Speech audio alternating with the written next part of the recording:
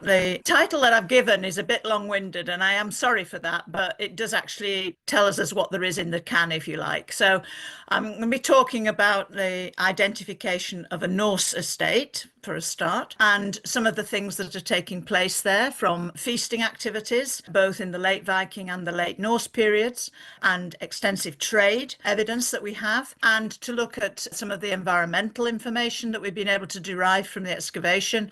But also, one of the things that I wanted to pull out, particularly for this audience, was to look at starting to think about how to identify the estate that goes with the sites, the individual sites. And this site has been part of my agenda, my to-do list for a very, very, very, very many decades. And it was only when I came to retirement that I was actually able to ring fence the 2.5 years, which is what it's taken to actually get the volume to the press, and it went to the press yesterday. So this is absolutely at the top of my mind at the moment. So essentially, we're going to be looking at how to establish and locate the estate, which relates to the Norse site, late Norse site at the Earls Boo. So this is an interesting thing, particularly since there are a number of quotes, which we can start off by identifying the site. When we start by looking at the Orkney Saga, the translation I've used here is an old one, 1938. And in fact, one of the absolute most exciting things to be happening at the moment is that there is a new translation being prepared by Judith Jesch from Nottingham University. And she and I have been doing a lot of work looking at the archaeology of sites here in relation to what evidence we can get from the sagas. So that is really, I think, an interesting development, and it's very much part of my interdisciplinary approach. So we have to start, though, with what we might have heard about the site at the Boo. And there are a number of different quotes which can be found in the Orkney Saga. I'm not going to read them aloud. Obviously, I'm sure you're all quite capable of reading. But basically, it describes the site as having a great drinking hall, and it describes it as having also a fine church. Now, there's great discussion about the nature of this drinking hall.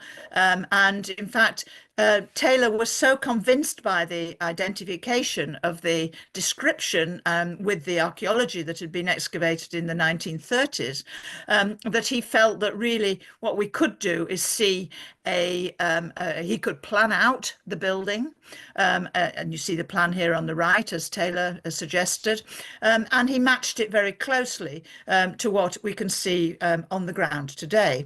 So these walls that you can see on the left-hand side here, this is the so-called Earls Boo drinking hall, and one of the things that was basically the heart of the complex, and which I spent quite a lot of time unpicking in terms of looking at old excavation reports and notebooks, site notebooks and so on, many of which had been hidden in the archives and not brought to fruition in the public domain for probably ever, really. So the 1938, 1939 excavations will be presented in the forthcoming book, as I've mentioned already. But interestingly, when we look at the buildings like this, now I know that when you're out in the field, there's a group that you know, if you can see upstanding walls, then, you know, we always think we're onto a winner, don't we? As opposed to having to imagine what there might have been with any timber remains that have not survived, obviously, on the surface. Well, Orkney doesn't have any timber, so we do have a lot of stone. And so this is really very important for us to be able to see that these walls that we have here, which are very beautifully manicured by Historic Scotland, because it's one of their flagship sites, a property and care. This is a site which has got several upstanding walls. But of course, what we should be able to tell straight away, and which seems to have been, you know, sort of a bit of a bombshell to everybody who's ever looked at the site before we started here, is in fact that these walls are of several different periods. Now, that's not rocket science, is it? But it is quite simply the case that there are several different buildings, one on top of the other. And although we look as if we've got rectangular structures here, they are parts of other buildings, some of which are square, some of which are rectangular, but at a different angle. So these walls that we have here do not equal the so-called drinking hall that you can see on the drawing on the right-hand side. And it's been possible to unpick all that and to make a little bit more sense of some of the sequence, but also to point out the limitations from the earlier work. Now, the site that we're looking at here on the left was excavated, as I said, 38, 39, but there had been excavations going right back to the 1700s, and the records were really very, very scant. As you might expect. So references to pits full of cat skulls, dog skulls, that's quite interesting in view of what we found subsequently, to walls and deep middens, but no collection whatsoever of any material from the middens. And this, of course, is a huge problem when interpreting these earlier building, these buildings and their earlier excavation phases. So we hear then in the saga, continuing in the saga, we hear about the Yule feasts, the Christmas feasts. And one of the things that is quite clear is that indeed Orphir, whether it was in that so-called drinking hall or in buildings adjacent to that, was a place where there was nothing if not party central, I would say. And here we've got endless people coming and being hosted by the Earls, by Paul and Harold, and basically they are fed good food. And that is what you expect to think about of an Earl's feast. But the evidence for that we didn't have. We had none of that. And so basically we have now got more of a handle on this story. So the saga itself is a good place to start, but it's not a good place to end. And it's quite clear that what we've got is a story which is much, much more broad-ranging, covers much larger period and an enormous large area compared to the focus of those few buildings that I just showed you. There are lots of stories that take place at the Boo in Orphir. The one with the poison shirt is one of the most famous ones. It's a bit of poetic license, I think, but basically, what we've done in the volume is Alan Braby has very kindly put together this image, which is going to be used in the volume. It shows the round church in the background, but more importantly, it shows a palimpsest of buildings all the way around it. And in the foreground, you can see lying on the floor a poison shirt in inverted commas. Now, I think this is probably a literary device, and we don't need to be worrying too much about that, and nor to the fact that in the saga it tells us that this was all taking place inside. Here we've got it outside on one of the rare sunny days in Late Norse Orkney. But I think the imagery, I think, is probably acceptable. We can't prove it, but it's kind of acceptable, I think. So we then start to think a little bit about what we have on that site. We've got one of the main features is described as a fine church. And one of the things that always strikes me is that indeed it is what's left of it, a fine church, or it was a fine church. It's very small, it's a family church. And it's one which obviously doesn't survive very well now. It survived quite well up until about the 1950s, and in fact even earlier than that. We've got really good evidence for the preservation here. But nevertheless, this fine church it still exists. The one thing that doesn't exist in the saga is, of course, reference to it being a round church. And I think this is actually quite interesting because the one thing that's most notable about it is its round form.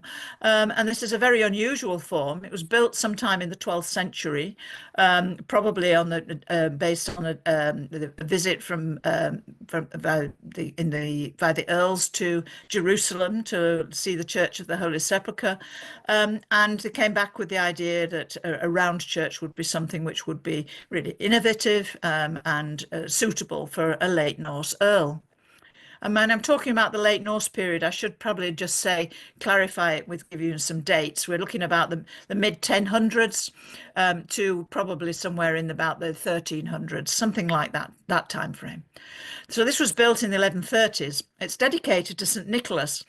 And that in itself is also interesting because, of course, St. Nicholas was a saint who was growing in popularity at that period within the eastern parts of the Viking contact world, but also within Scandinavia. And elsewhere at this time, of course, we've got the growth of church dedications in Orkney dedicated to St. Magnus. And the reason, of course, that this is not dedicated to St. Magnus, unlike the great cathedral built by Ronvald in Kirkwall in 1137, about the same period, is simply because the two brothers who were here, their father was responsible for the murder of Magnus. So they were on the wrong side, if you like. So it would be completely the wrong message if they were to have dedicated this church, and I'm sure they wouldn't have wanted to, but dedicated it to St. Magnus. So here we have St. Nicholas, and it's not a very common designation within Orkney, in fact, or within Scotland, generally speaking. So anyway, the round church is very clearly to be seen there. Its proximity to the ruins, I'll show you in an aerial photograph in a moment. But one of the things I find interesting, as I say, the round form, not worthy of any comment. And I wonder if this is because this period of church building, the 1130s onwards, is a period when you've got lots of really interesting, innovative designs of churches.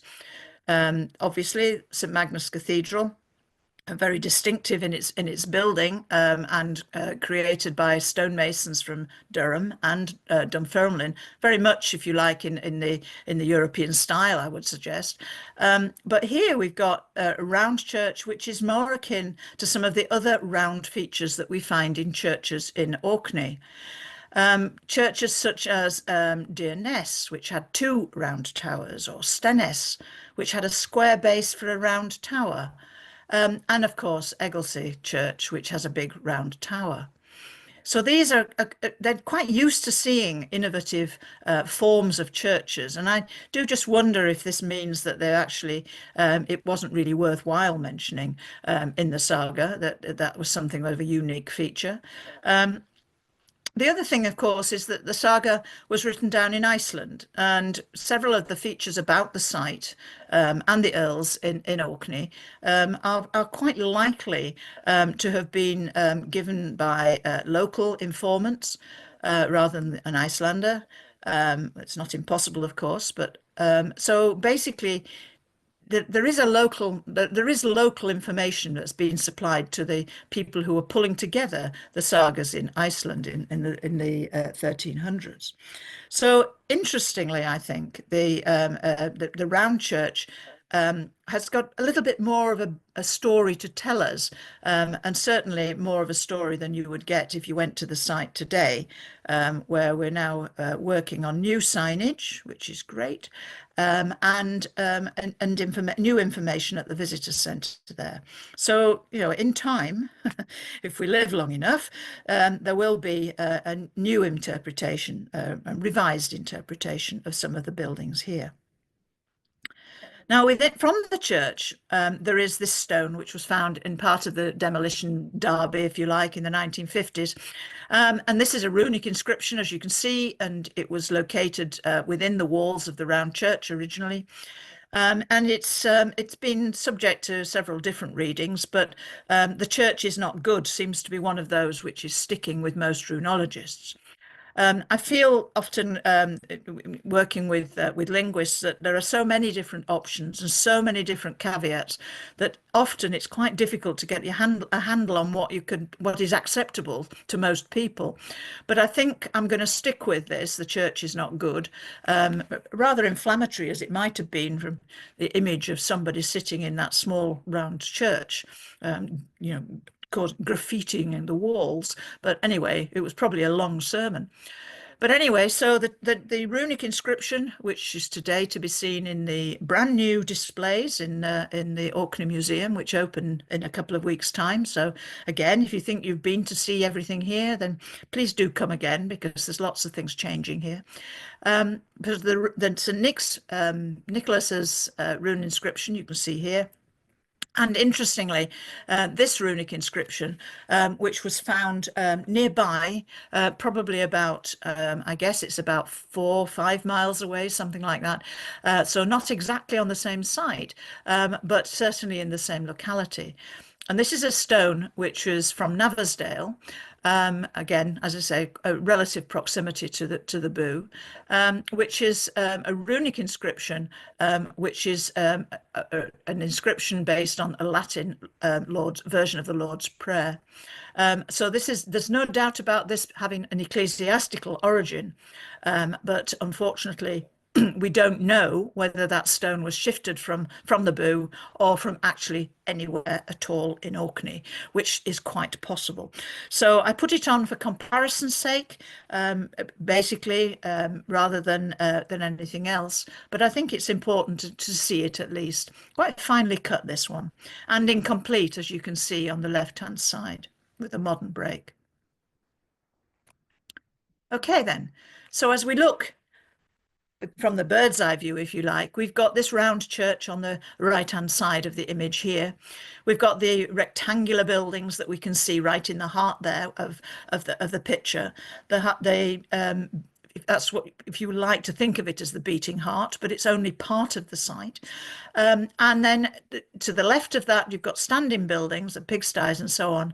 But you can see beyond that in the extreme left-hand side that there is a very strange shaped looking feature. This is a Norse horizontal mill, which we have been excavating, and which has given us so much more information to interpret the ruins of the late Norse period, which are located on this part of the site. So I will come back to that, but I think it's important for you to realise just how close those are in proximity, but they are only part of a very, very much larger complex of buildings, which I'll explain about. So this whole area, if you like, is the heart of the estate, of the Boo estate.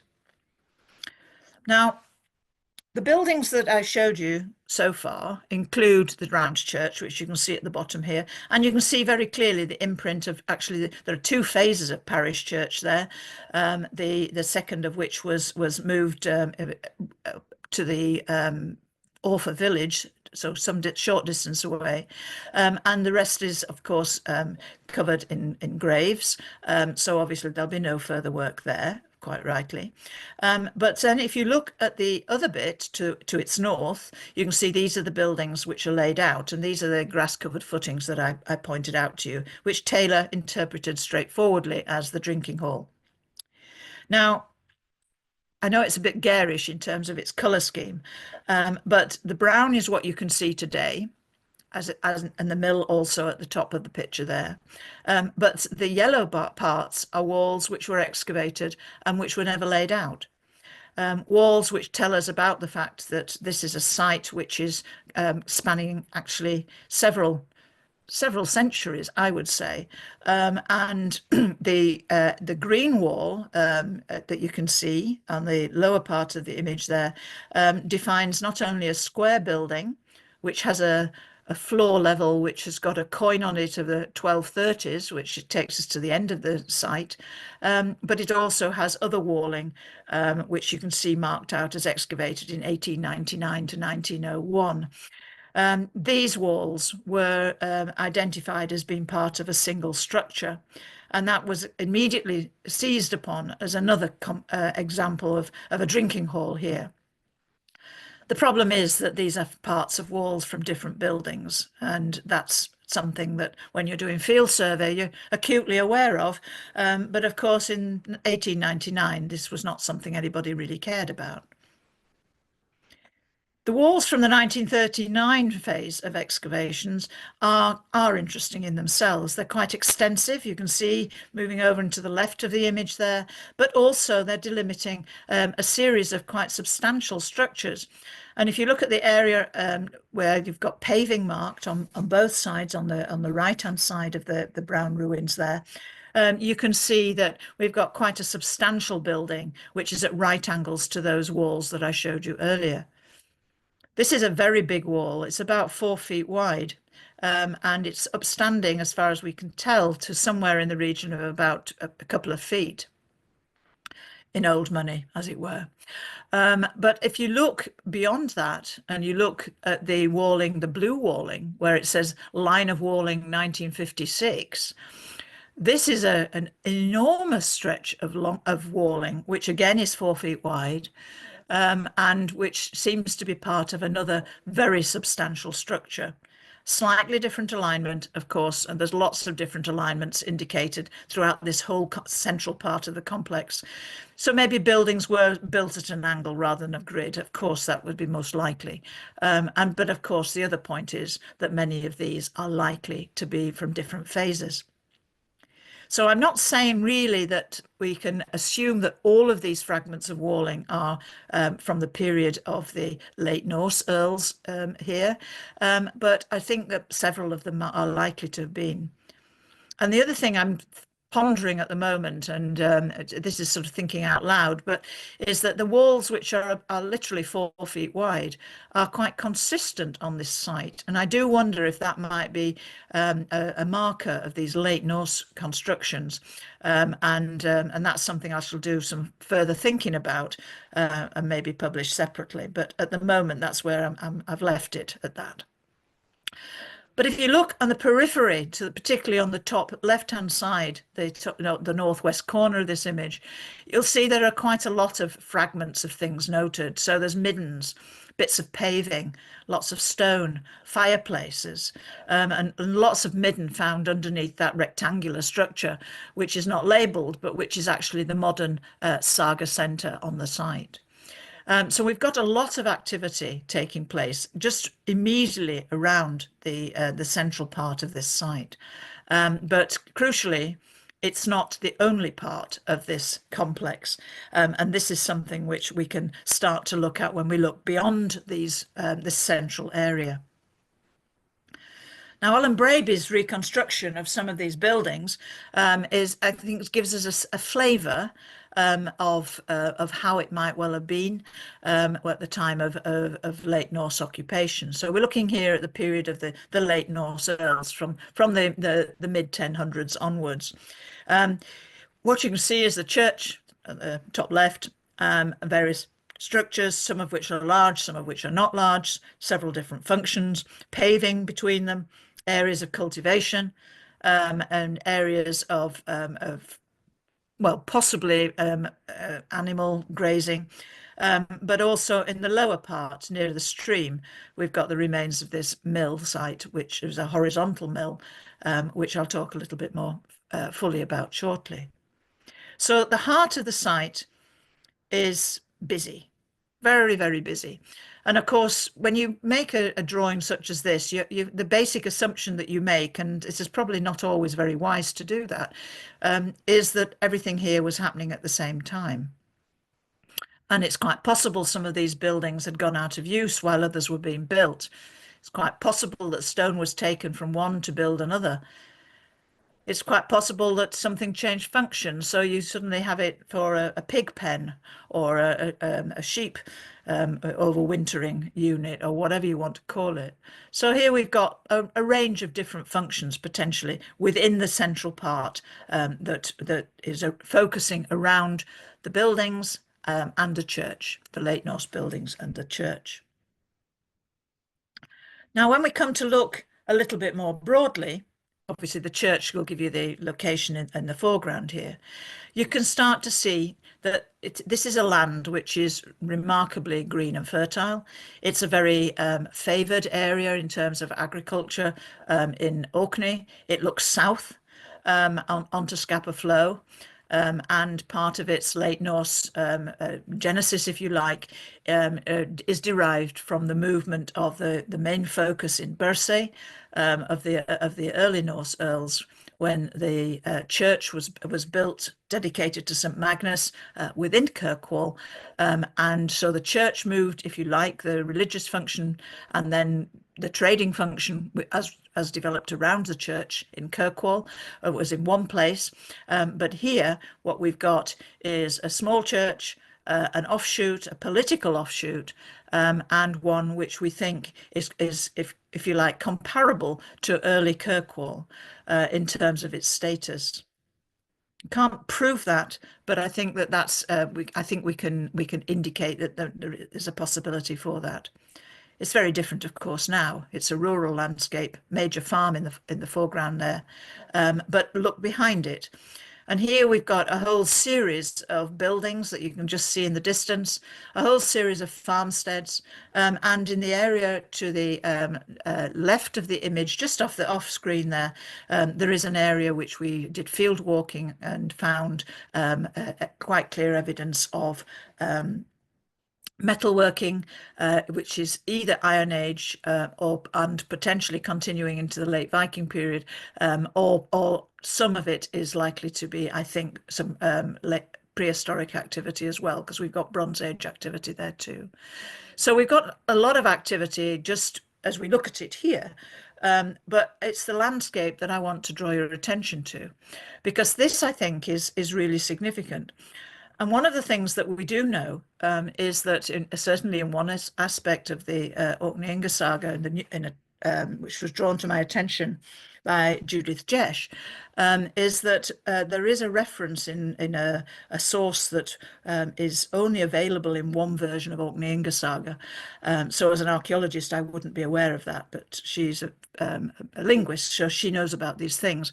And she pointed out to me that there is a very telling sentence in one of the translations, which tells us that there are fields, Late Norse fields behind the farms, going up to the bank, as it's described. Now, if you think of that in terms of a rural landscape, you've got obviously a farming landscape. That's not a big leap. You've got fields beyond that, behind the fields, behind the farms and beyond the boo. But then you've also got the head dike. And it's the identification of the head dike, which I think is a really crucial feature. And I'll show that on a map in a moment. So this whole area is a place where we can start to think about the resource space, the immediate resource space. What you have to remember is, of course, that in the late Norse period, the Norse Earls were omnipotent, really. They had a power base there. They could call on resources throughout the whole of the island archipelago, and indeed, of course, well beyond. And so those resources are really important. But it's the local resources that we need to start to identify. And this is where the work of Ingrid Mainland has been particularly crucial, in terms of looking at dairying patterns and cattle management patterns, and isotopic work which has been undertaken, which shows very clearly that we've got flocks of sheep and cattle which are grown locally and which are feasted upon by the late Norse Earls. And we also have extensive evidence in the feasting for pigs. And it's quite nice that the pigs are coming from further afield, from far and wide, if you like, lots of different sources. And I think that gives you a nice idea of people coming for a party when they come in with, bring a pig, bring a bottle or bring a pig. But somehow or other, we're getting a variety of animals which are being feasted on. So I want to stick with the idea of the local estate, just by looking at some of the evidence that we can see here. I want to draw your attention to this short length here, the so-called visible head dike, which is on the south west side of the map here, which shows you basically the line that you can plot this on the ground, and as I've got some photographs of that. It actually, I think, probably also continues beyond to places like Scathquai and Sowley and Gara and Lerquai, but it's not as clear on the ground. So I've only gone with what I could possibly suggest as being much more likely to be of late Norse origin. And I'm sort of heartened to see that the place name, which is marked at the bottom of that arc, is Grindaly. And Grindaly is a place name which means, in Old Norse, the break in the boundary. And I think that's great, because basically what we've got there is a place where you could funnel your animals through from the infield to the outfield. And I think that this is reflected in that place name, at least. There are other place names I want to draw your attention to. There's if you move around in an arc, as it were, you've got Swanbister. This is one of the pig farm names, I think. You've got Scathquai, which is a farm within a notch in the boundary. And that's quite interesting as well, because on the old maps there is a sign there of a sort of a cutout, if you like, not an opening, but a little bit of land that's taken in. So Scathquai would work, I think, quite well. You can see the position of the boo right in the lower part of the map here. But also, if you look, you can see a couple of names which are actually in italics. And these are quite important names. The Hubbin is still a name which is shown on maps, and that is Old Norse for the harbour. And this is a place where small ships could be brought in. And Swanbister Bay, which is where the Hubbin is an area which has always been used for bringing in bigger ships. And interestingly, in what Sue was talking about just momentarily ago, we're talking here about shipwrecking, particularly in the Second World War, and the cutting up of ships and so on. So that's a bay where that's taking place, and presumably the earlier activity is also to be suggested there. It's a very good bay to bring a larger ship with a flit boat in. The other place that's of interesting, and you can see in italics on the top left-hand side, is the site called Rating. And this is a site which is actually a parliament name, a thing name. It survives as an annotation to an 1830s map. The annotation is a little bit later than that, but we've had a lot of discussion about what it might mean. Thing site is I think quite acceptable, and the linguists feel so too. And rare means we think, or at least the linguists believe, this means a place which is reedy, or a reed bed or something like that.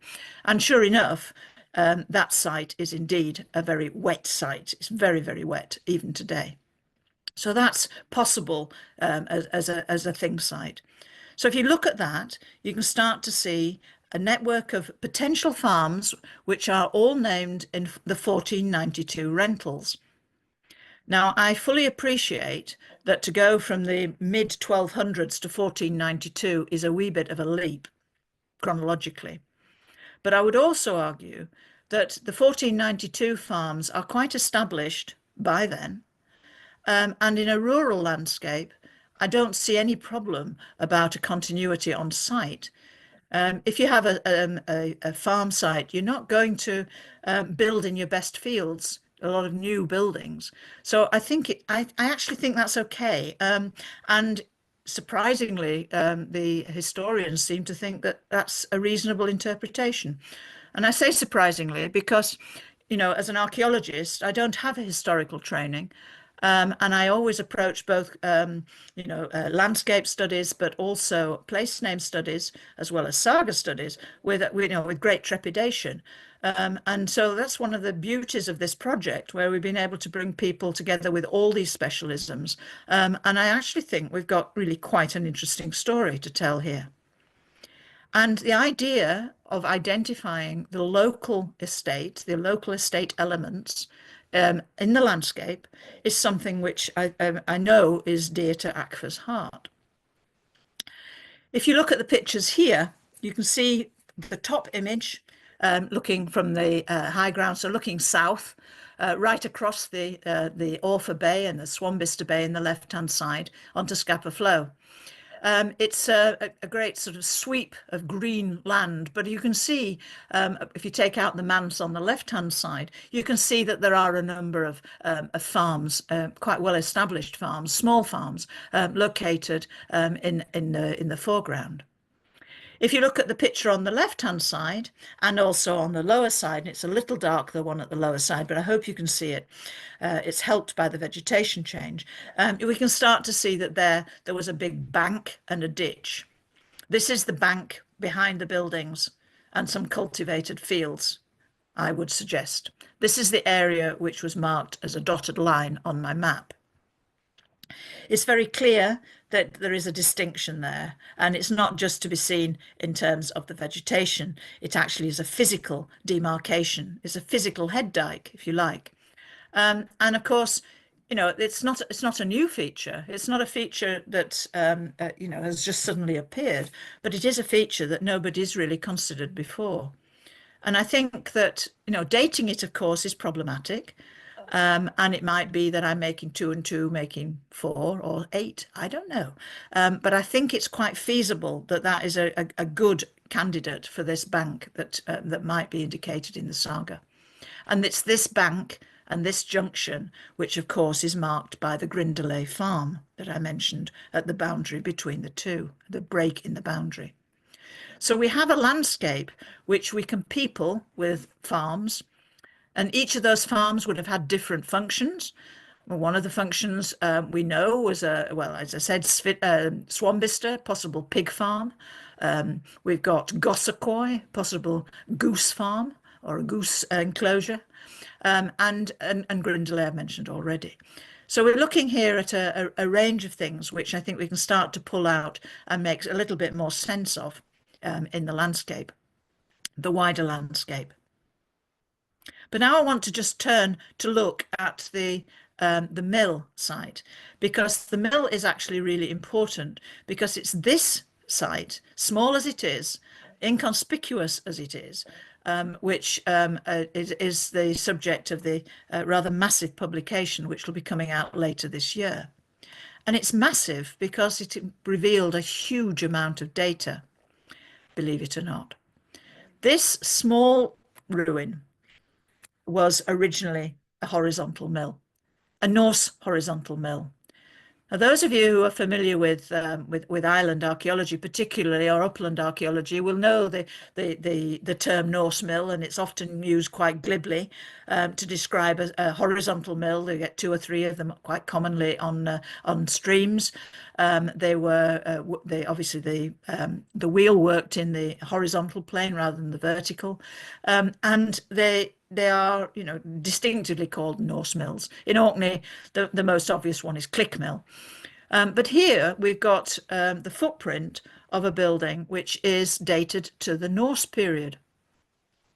And actually, it's really, really significant.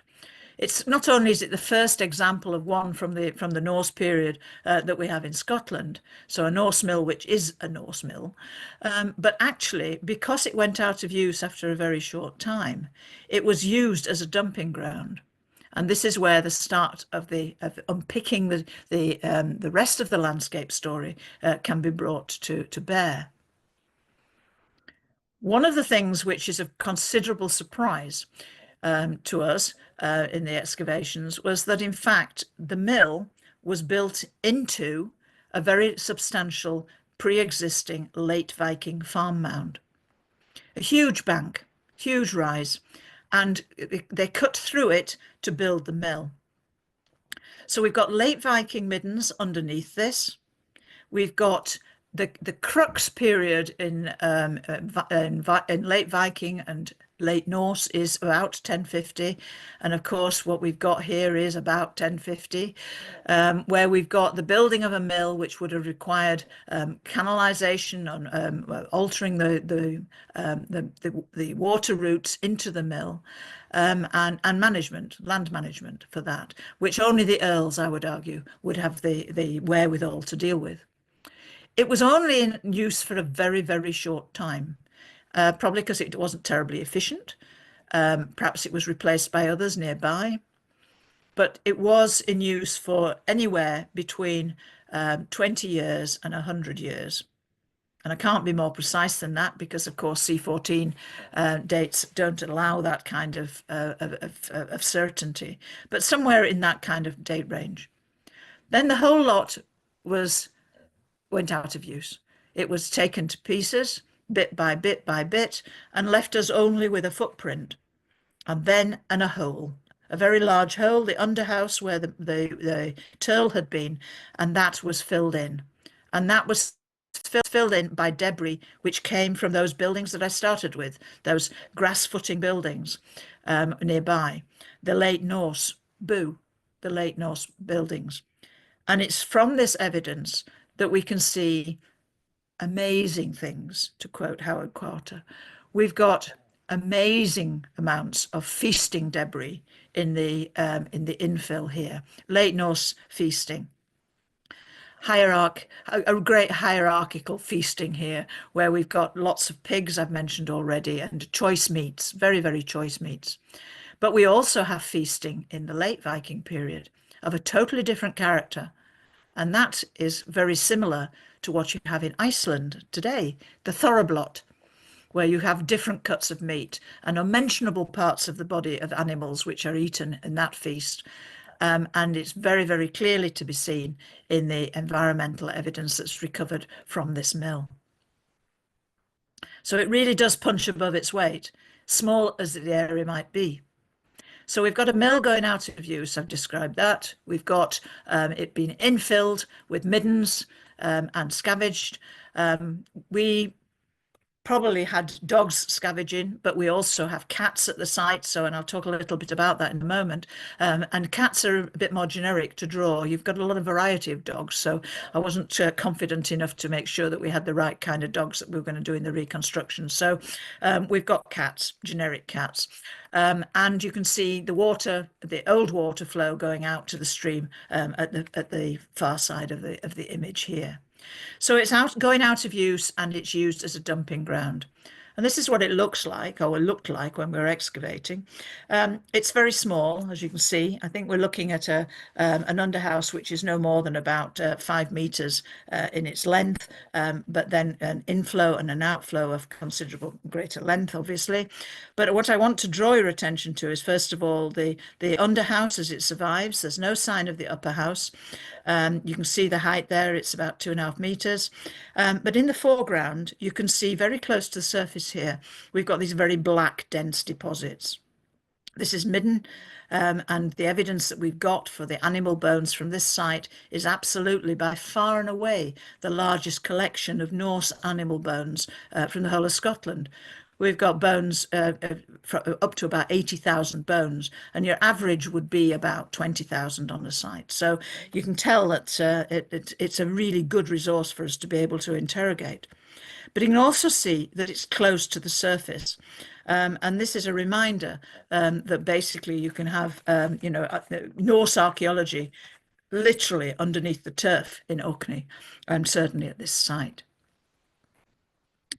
So environmental archaeology was actually the more or less the instigator of the work that we carried out here. And I use this image.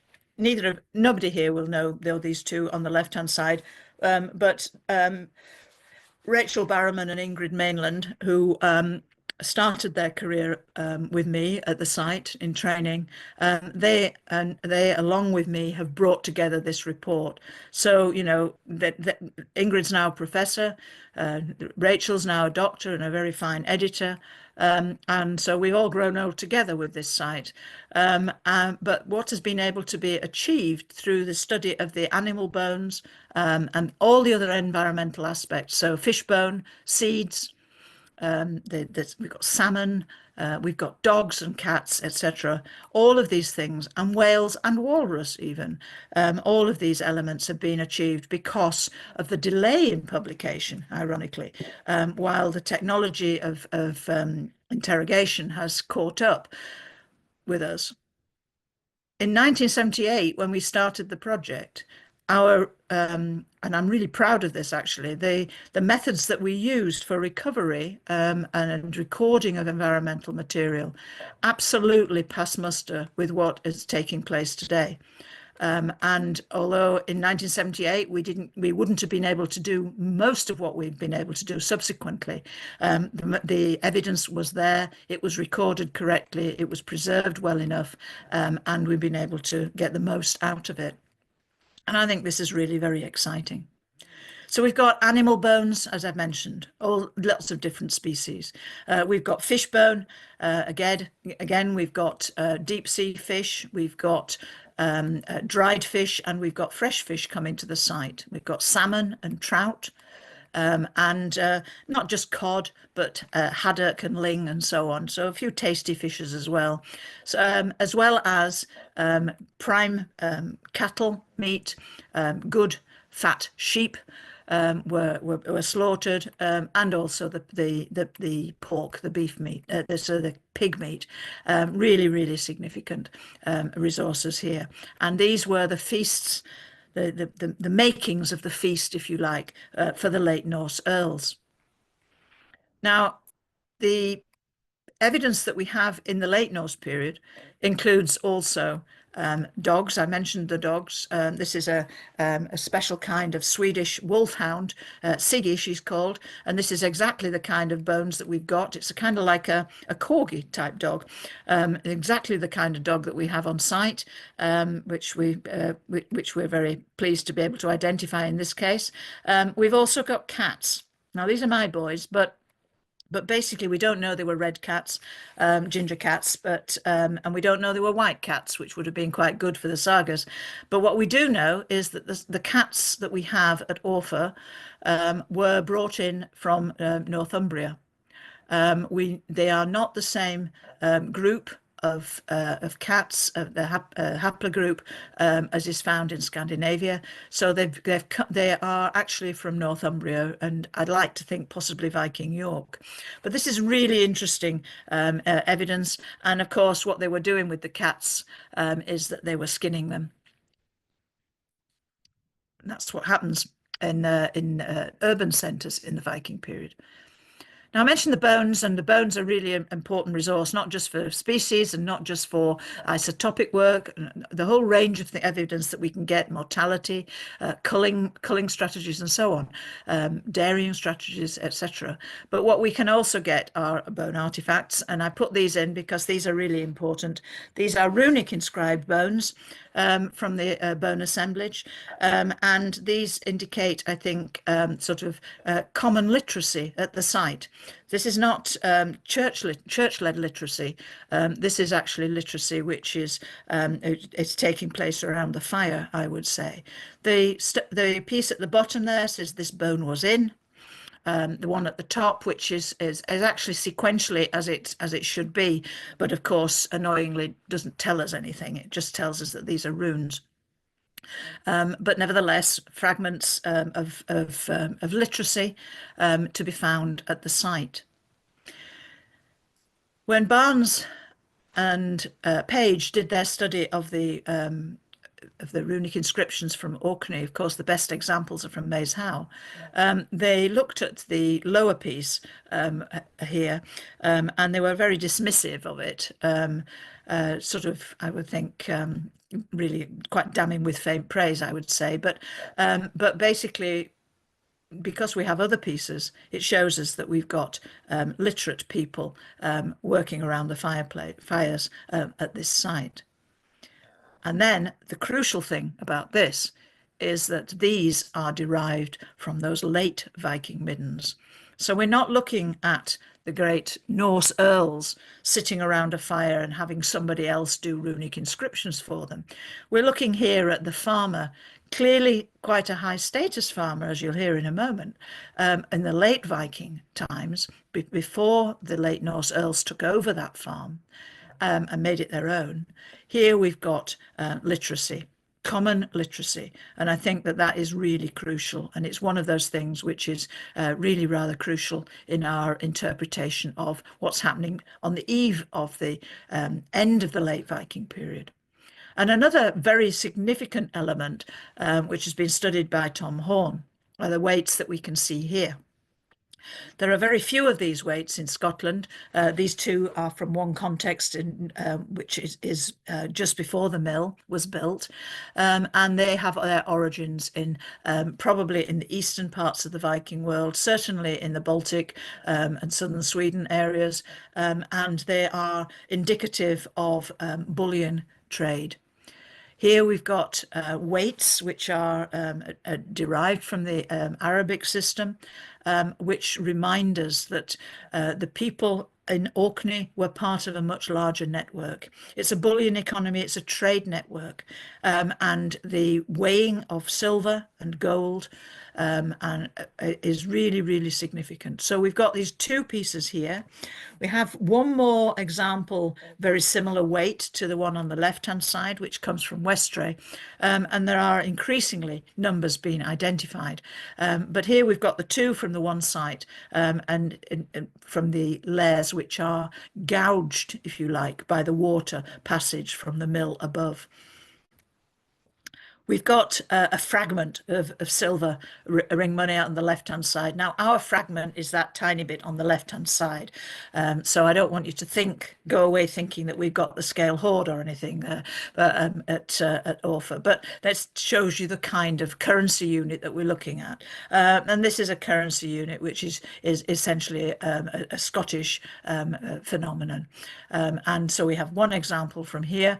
There are other examples from other settlement sites, but they only tend to be singletons. And it's quite possible that we have that fragment is actually a unit in its own right. The other thing that we have, again, from this same phase is the working of metal, precious metals, likely to be formed into ingots. So the evidence that we have is the two pieces on the top left-hand side there, different views of the same object, and the mold drawing that you can see on the right. These are steatite mold, ingot fragments, which have been carved into the former handle of a steatite bowl, and the type that you can see the bottom left. We don't have any silver ingots, but it's this kind of thing that is likely to have been created in these grooves that you can see here. Now, it's a really interesting phenomenon, though, but of course they were probably used a number of times. And so ironically, although we can see that there would have been working metal and melting metal into these, we haven't actually got any traces of very, very much trace of silver in the grooves here.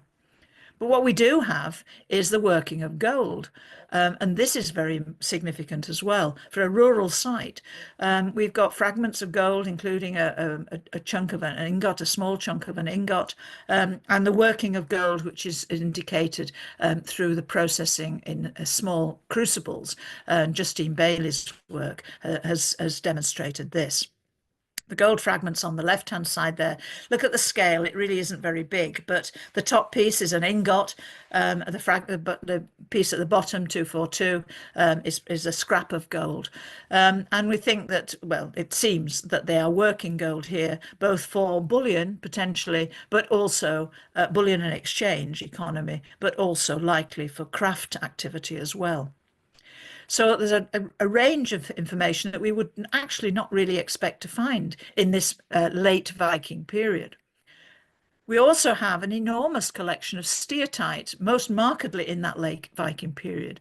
And it's coming in as chunks of bowls, or coming in as bowls, but we find it as segments, which shows both from Shetland and indeed from Norway. And so this kind of activity, very, very prevalent in the late Viking period, is something which, again, is a bit surprising, because the steatite is not found in tremendous numbers in the later infilling deposits, the late Norse deposits.